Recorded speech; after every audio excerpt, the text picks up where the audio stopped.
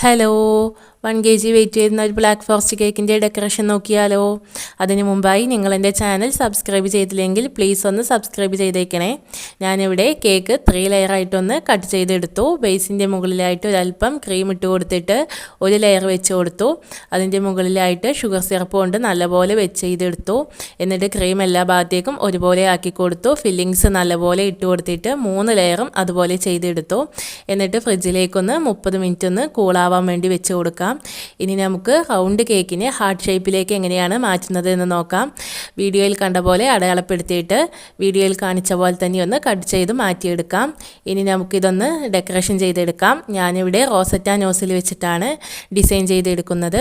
അതിൻ്റെ മുകളിലേക്ക് കുറച്ച് ഷുഗർ ബീഡ്സും കൂടി ഇട്ട് കൊടുത്താൽ നമ്മുടെ ഡെക്കറേഷൻ ഇവിടെ കംപ്ലീറ്റ് ആയി.